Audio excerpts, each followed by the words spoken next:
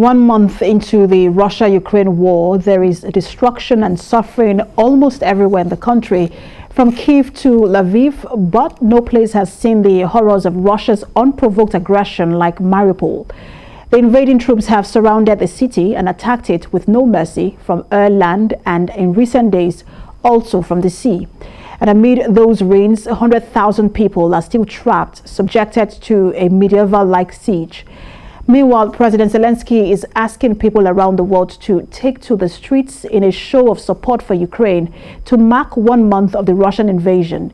We'll have more updates of the war in this report.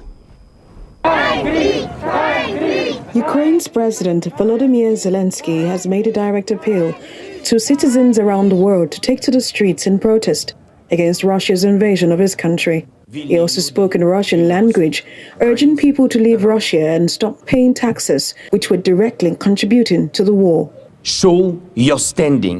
Come from your offices, your homes, your schools and universities. Come in the name of peace. Come with Ukrainian symbols to support Ukraine, to support freedom, to support life. Meanwhile, President Vladimir Putin issued a decree during the government meeting held on Wednesday to change the currencies used for transactions for supply of natural gas to Russian ruble. President Putin stressed that the move is caused by unfriendly and illegitimate actions of the Western countries who have chosen to freeze Russian assets and thus undermined trust in their currencies.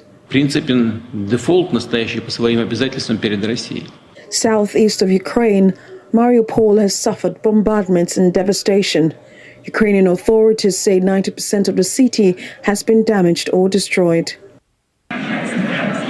On Wednesday, plenary assessed the 10th and 11th March informal summit's outcome and outlined priorities for the 24th and 25th of March European Council with President Michel and von der Leyen.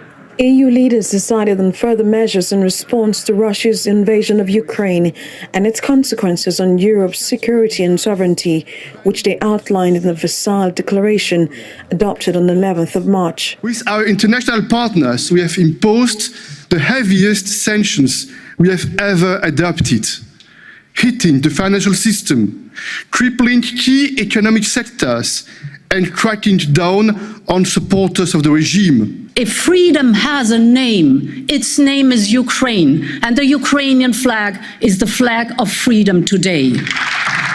The ongoing war in Ukraine will feature prominently in the Spring European Council taking place on Thursday and Friday.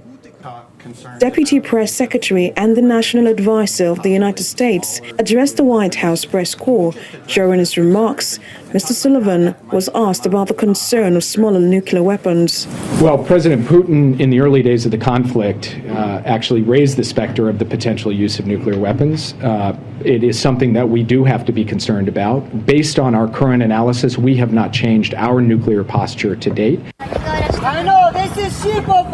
A group of Ukrainian on a motorboat and children tried to block Russian billionaire Roman Abramovich's 456-foot super yacht Solaris from docking at the Turkish city of Bodrum before being briefly detained. The protest was staged by members of the Ukrainian sailing club Optimist Sailing Team Ukraine, who had traveled to Turkey to take part in a competition before Russia's invasion of Ukraine. Hundreds of thousands of people are believed to be trapped in Mariupol, a port city in southeastern Ukraine that has seen non-stop attacks from Russian forces, as fleeing civilians describe relentless bombardments and corpses lying in the streets.